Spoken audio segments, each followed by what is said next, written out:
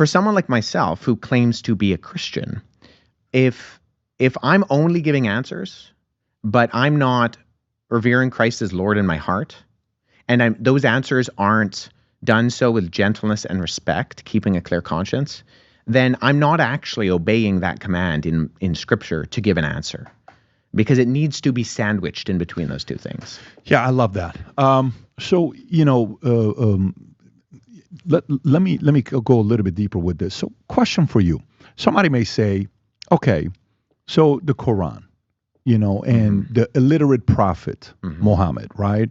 And, inconsistencies in the book that was written, not like the Bible where you're kind of going through it and it's a Old Testament, New Testament. I kind of feel like, okay, when I'm going through letters or Matthew, Luke, I'm kind of feeling, he's given his testimony, he's given it. Maybe there's a little bit of differences, but for the most part, I can see how their point of view while they're walking with Jesus, they see this. Okay. Why do you think the religion, 610, 632, Common Era, Quran is done, from 632 to today, why do you think it's become the fastest growing religion in the world? And now they have, I don't know what the number is, 1.5 billion, maybe 1.4 billion. I don't know the exact number, but it's somewhere around there, 1.9 billion. Why do you think it's grown exponentially that at this point they're saying in the next 30 years it's going to be the biggest religion in the world? And some even say where 30% of House or Senate in America could be run by Muslims. Why do you think it's grown so big? Yeah, I don't know if I have an exact prognosis. Islam is a very different religion than something like Christianity in that it has a socio-political component to it that Christianity doesn't, in that it is a political religious system. And it was designed that way from its beginning, in that Muhammad, if once again we're assuming that the traditional Islamic sources are correct, he was a warlord. And so if from its inception there's been a different attitude, Jesus was the crucified Messiah, in that he said, I've come to not be served, but to serve. And so when we see the beginnings of Christianity, we see an attitude where people are motivated by love your neighbor, pray for those who persecute you.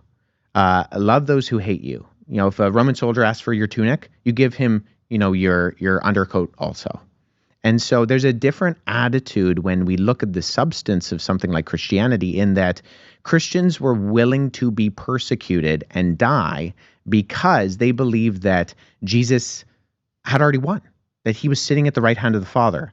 And so their battle cries were pray and pray, evangelize, and be willing to lose your life for this message.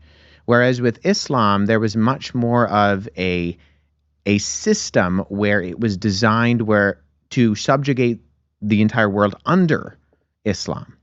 So you have the Dar al-Islam, the House of Islam, and then you have the rest of the world. And so I think there's a political component to Islam that is very different than Christianity. I think there's also, especially in the West, we're basically being outbred, in that traditional Muslim homes have more kids.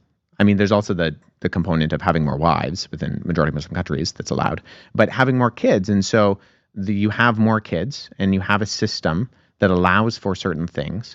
And so that's going to grow faster than a society which is dissuading families from growing, is maybe even demonizing the growth of a household for various reasons, whether that be political or environmental or otherwise. And so you just have very different worldview foundations for something like Christianity than you do for something like Islam. Do you think the world's a better place